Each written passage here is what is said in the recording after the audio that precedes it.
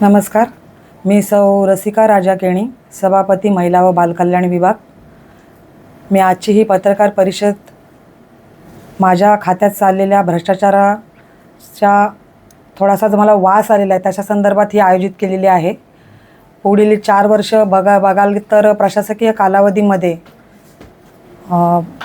5-6 महिने उलटून सुद्धा ज्या कामांचं टेंडरिंग झालेलं आहे त्याची कुठल्याही प्रकारची अंमलबजावणी आजपर्यंत झालेली नाही आहे.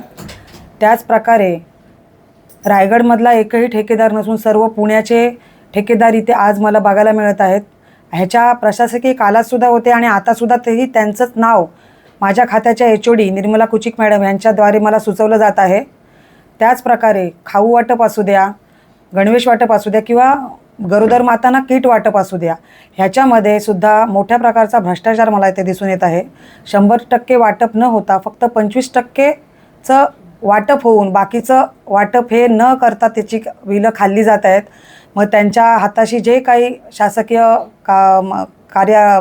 कर्मचारी असतील त्यांच्या संदर्भातून हे सर्व कामं माझ्या खात्याच्या HOD निर्मला कुचिक मॅडम यांच्याद्वारे केल्या झाल्याचा संशय मला येत आहे. आणि माझी शासनाला एक विनंती असेल की जर महिला बालकल्याण एक चांगलं म्हणजे खातं, जे महत्त्वाचं खातं म्हणजे बालकांचं जे खातं आहे की त्याच्यामध्ये खूप प्रकारची काळजी घेतली पाहिजे, त्याच्या संदर्भातच जर एवढा मोठा भ्रष्टाचार इथे होत असेल तर अशा HODंवर म्हणजेच शासकीय कर्मचाऱ्यांवर कारवाई व्हावी असं माझं प्रामाणिक मत आहे आणि विनंती आहे. किती कोटीचं भ्रष्टाचार? जवळजवळ 2.5 कोटीचा भ्रष्टाचार या वीज जोडणीच्या प्रकल्पात तर मला दिसून येत आहे. आजपर्यंत अंगणवाड्यांना ही वीज जोडणी व्हायला पाहिजे होती. मे महिन्याचा सीझन गेलेला आहे आणि आता पावसाळा चालू झालेला आहे. ही वीज जोडणी खरं म्हणजे मे महिन्यात त्यांना आवश्यकता होती. ती सगळ्या टेंडरिंग होऊनसुद्धा जर मग ती वीज जोडणी का झालेली नाही, हा असा प्रश्न माझ्या खात्याच्या HODना आहे.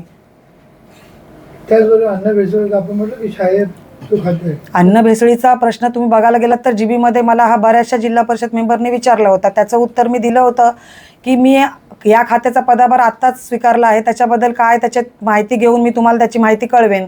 तर आता तसं बघायला गेलात तर तो खाऊ निकृष्ट दर्जाचाच आहे आणि तो तुम्ही बघायला गेलात तर त्याची पॅकेजिंगसुद्धा एक म्हणजे एकदम घाणेरडी प्रकारची आहे आणि तो खाऊ तुम्हाला कचऱ्याच्या कुंडीत बघायला मिळत आहे. मग हा शासनाचा पैसा वाया घालवण्यापेक्षा त्यांना जो बालकांना जो तुम्ही खाऊ देताय तो चांगल्या प्रकारचा थोडा देऊन पण चांगल्या प्रकारचा द्यावा अशी मला शासनाला विनंती आहे. तसं बघायला गेलं तर मग CO मॅडमनी सुद्धा ह्याची कल्पना घ्यायला पाहिजे होती. जर ह्या खात्यामध्ये 4 वर्षाचा प्रशासकीय कालावधी होता तर ह्याचा जर तुम्ही म्हणत असाल की COंवर ही सगळी जिम्मेदारी होती तर COंनी ह्या बाबतीत माहिती का घेतली नाही किंवा ह्याचा विचार का केला गेला नाही. कारण हा तुम्ही बघायला गेलात तर लहान मुलांचा एकदम सोज्वळ प्रश्न आहे आणि तिथे चांगल्या प्रकारचा खाऊ तिथे तुम्ही वाटप करायला पाहिजे होतात. मग तो 4 वर्षात का केला गेला नाही असा माझा COनच देखील प्रश्न आहे. पण काही ठिकाणी वीज जोडणीचं वगैरे प्रकरण असतं त्याच्यामध्ये प्रमाणित आहेत, मग त्यांना ठेकेदारांना बिलं अदा करण्यात आलेली आहेत का? आता पेडमध्ये तुम्ही बघायला गेलात तर 90 सोलर पॅनल तिथे होते. जेव्हा जिल्हा कार्यकारिणीची जेव्हा मीटिंग झाली तटकरे साहेबांनी सुद्धा हा प्रश्न धरला होता की तुम्ही ह्या सोलर पॅनलची जोडणी का केली नाहीत. सोलर पॅनल आले पण त्यांची जोडणी नाही झाली. ते जोडणी न झाल्यामुळे ते निकृष्ट झाले आणि त्यांचा तेवढा पैसा वाया गेलेला आहे आणि त्याचं बिल त्यांनी खाऊन मोकळे झालेले आहेत. मग जर ती सोलर पॅनलची जोडणी झाली असती तर मुलांना नक्कीच या गरमीचा त्रास सहन नसता करायला लागला.